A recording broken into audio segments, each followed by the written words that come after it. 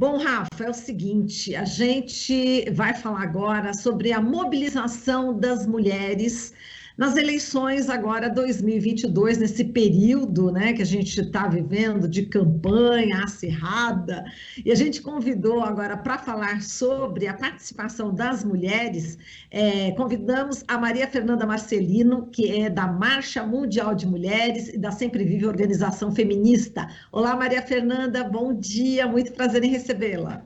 Bom dia, Marilu, um prazer imenso estar por aqui nesse canal tão importante de comunicação, muito feliz mesmo. Nós aqui estamos aqui felizes com você, Maria Fernanda, mas vamos lá, vamos falar agora de sábado, né? A gente teve aí a marcha, né? As mulheres em marcha juntas pelo Brasil, pela democracia. Inclusive, a gente separou aqui, viu, Maria Fernanda, algumas fotos da feminista Isabel Piragibe, que gentilmente nos cedeu as fotos, e a gente vai conversando e a gente vai mostrando as fotos dela. Pode ser então, Maria Fernanda? Claro. Diga lá, como é que foi essa manifestação? As mulheres estão presentes, né, nessa campanha eleitoral, nessa luta pela democracia, e vamos dar voz, né, às mulheres através de você aqui, Maria Fernanda. Como é que foi esse movimento agora no sábado, no centro de São Paulo, em frente ao Teatro Municipal de São Paulo? Marilu, uma manhã que começou fria, mas foi esquentando, né? Tínhamos ali mulheres de diversos partidos políticos, principalmente de diversos movimentos feministas, né? A Marcha Mundial das Mulheres e outros também. E foi uma manhã bastante interessante, assim, se você olhar principalmente para a questão da receptividade das pessoas que passavam pelas ruas, né?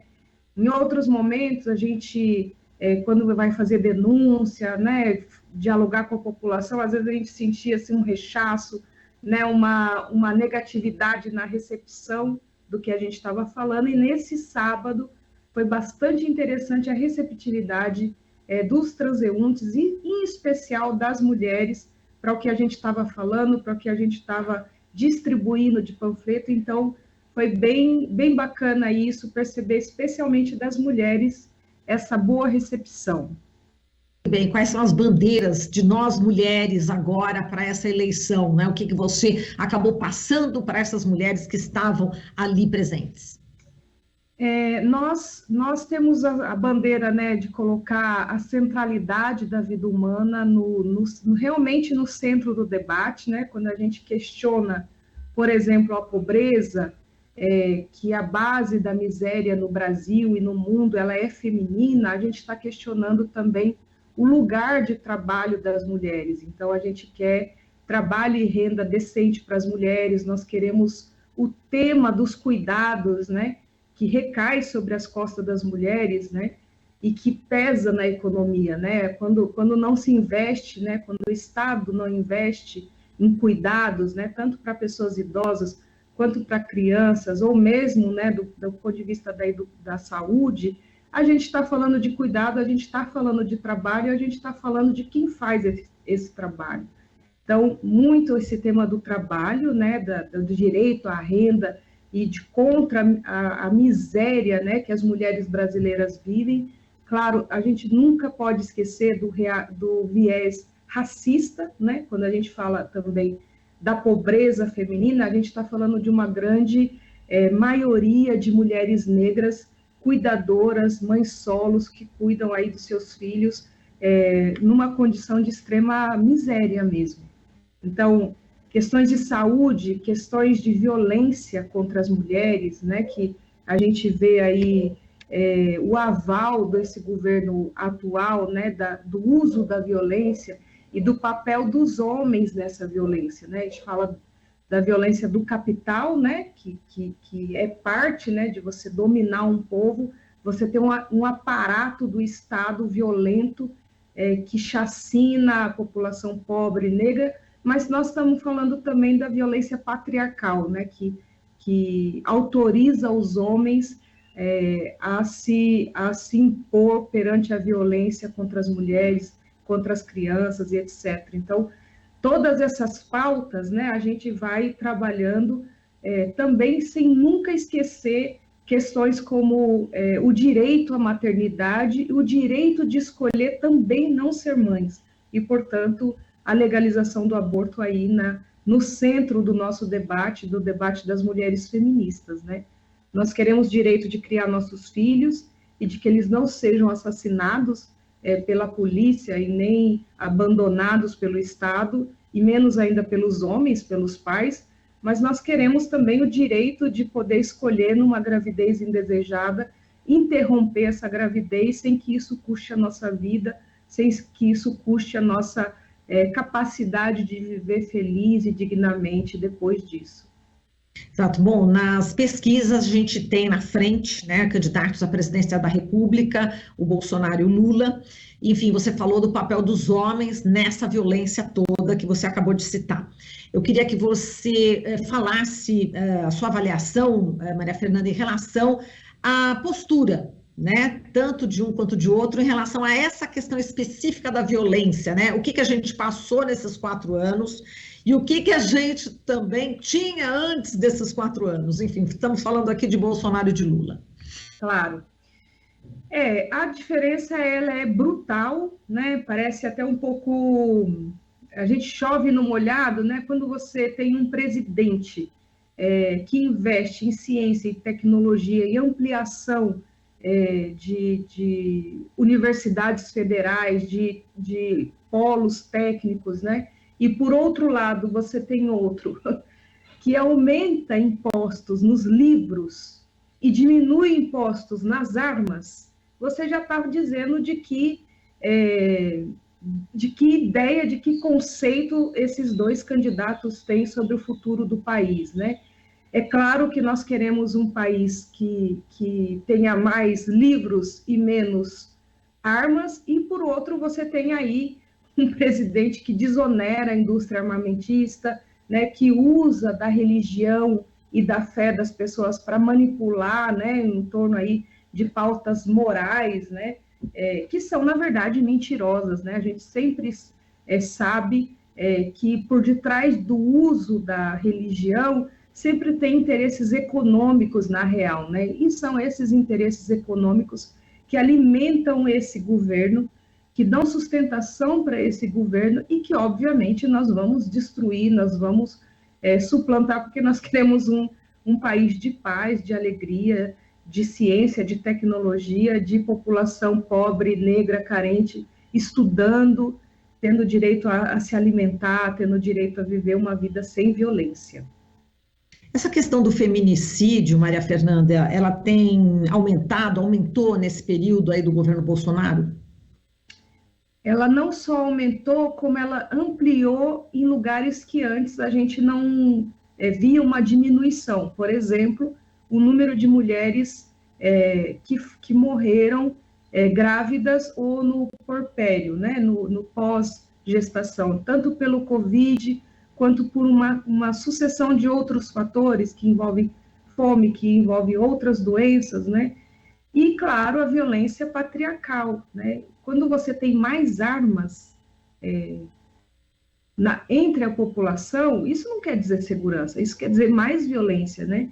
Se a gente for comparar, por exemplo, o que é os Estados Unidos, né, que propagandeia o uso de armas como se fosse uma coisa banal, né, é uma das populações carcerárias maior do mundo, né? Então, isso não pode ser exemplo para ninguém. Nós, assim, enquanto feministas, é claro que nós queremos a punição para homens violentos, assassinos, etc. Mas nós também queremos uma sociedade de paz. Nós não queremos que os nossos irmãos, nossos pais, nossos amigos sejam assassinos. Então, é uma sociedade que nós defendemos uma sociedade em que não haja a violência contra as mulheres, que não haja violência contra as crianças, né? E tantos casos de abuso, de pedofilia, de tráfico e etc. Nós queremos uma sociedade que impeça que a violência aconteça. E para isso é necessário um conjunto de esforços, né? Tanto capitaneados, né?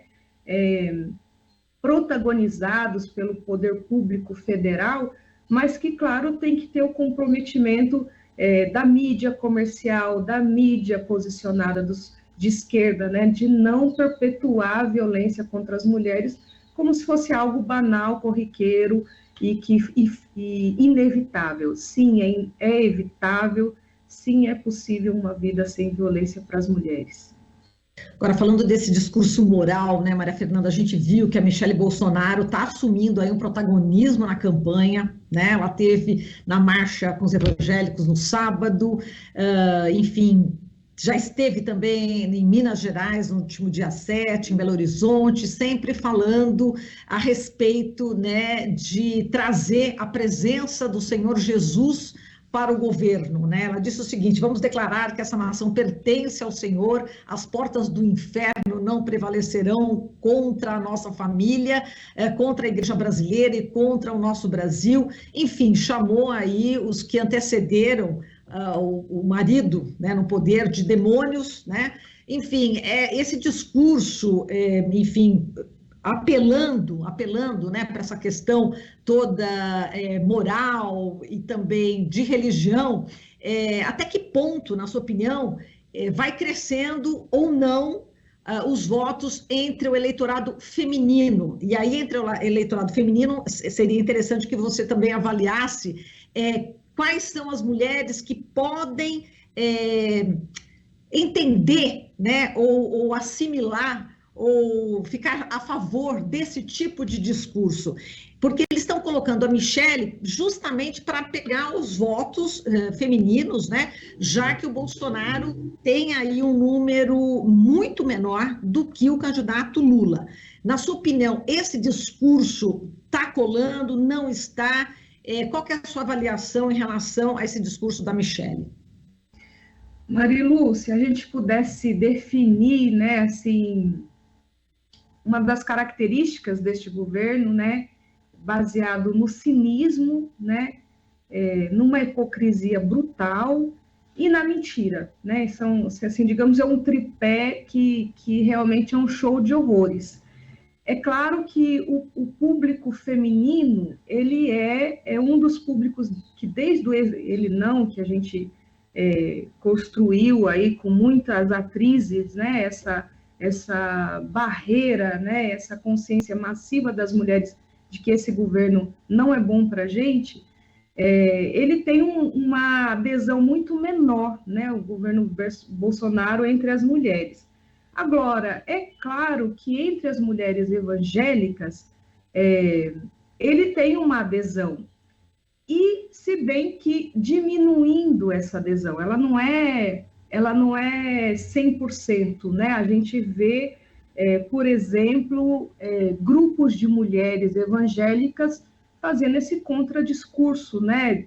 Desnaturalizando e desmentindo de que o governo Bolsonaro atuou em prol das mulheres. Se a gente for recolher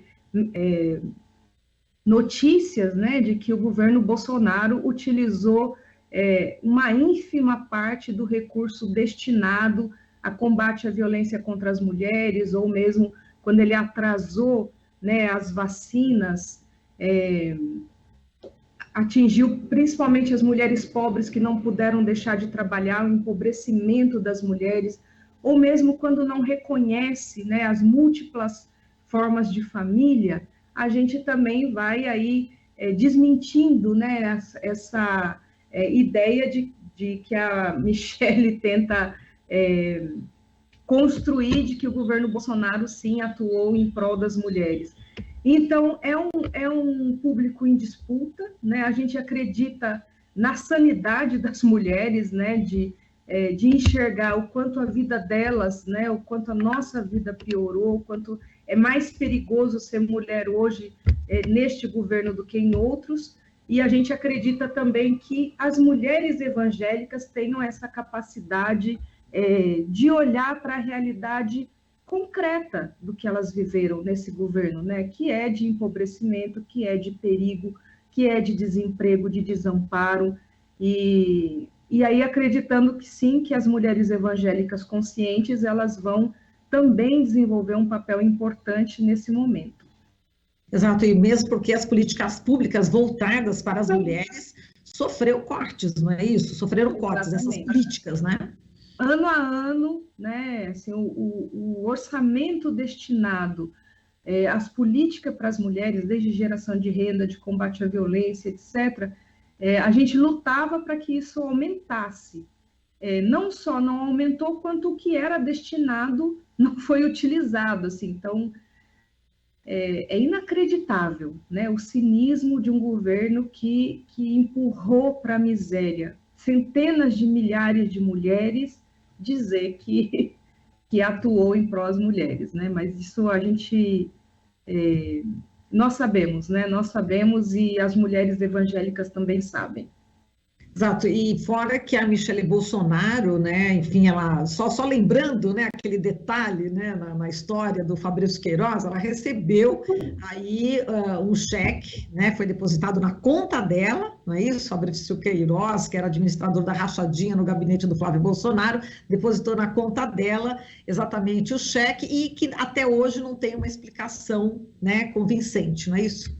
Esse governo é recheado diariamente de coisas absurdas e que não foram esclarecidas, né? Não é à toa que a Michele Bolsonaro tem aí, é conhecida como Micheque, né? Como é que entra um dinheiro na sua conta e você não sabe de onde vem, você não devolve se não é seu, né? Isso é uma coisa absolutamente inacreditável. E a falta de compromisso também dos poderes aí de investigar, de punir verdadeiramente o que a gente sabe, né? Essa família inteira, ela é cercada de relações bastante comprometedoras, né? Bastante ligadas aí a tudo que a gente questiona e denuncia de violência, de milícia, de genocídio e etc. Tá certo. Maria Fernanda, a gente já está no finalzinho, no minutinho final. Queria que você falasse das próximas mobilizações. Pelo que eu estou sabendo, vocês não estão parando, né? Não tem visibilidade, mas vocês não param, né? Não. Olha, nós, enquanto mulheres feministas, assim, a gente atuou muito durante toda a pandemia, né? Construindo a solidariedade, fortalecendo o laço entre as mulheres, denunciando este governo. E agora sim, nós queremos eleger um governo que defenda verdadeiramente as mulheres e os homens da classe trabalhadora, né, que devolva direitos. E esse final de semana mesmo, dia 13, foram centenas de atividades, das mais diversas, assim, a gente se surpreendeu com a quantidade de atividades que aconteceram, né, durante todo esse período. E a gente está nas ruas, dialogando com a população, seguindo com as ações de solidariedade, porque a miséria, ela exige isso, né, o compromisso, e também aí preparando atividades de rua mais massivas, né, pensando que agora, nos próximos dias, verdadeiramente nós poderemos fazer campanha, né, e nós vamos fazer essa campanha com alegria e com a força e com a garra que é necessário para derrotar o Bolsonaro e o bolsonarismo.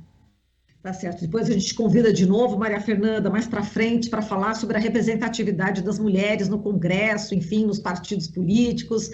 A gente volta a conversar. Tem chão ainda, uns dias antes da eleição, a gente novamente vai estar aqui juntas, viu, Maria Fernanda? Muito obrigada aqui pela tua participação, viu, minha querida? Um beijo. Obrigada, Marilu. Bom dia.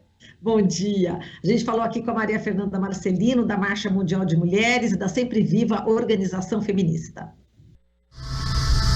Estamos apresentando Jornal Brasil Atual. As notícias que os outros não dão.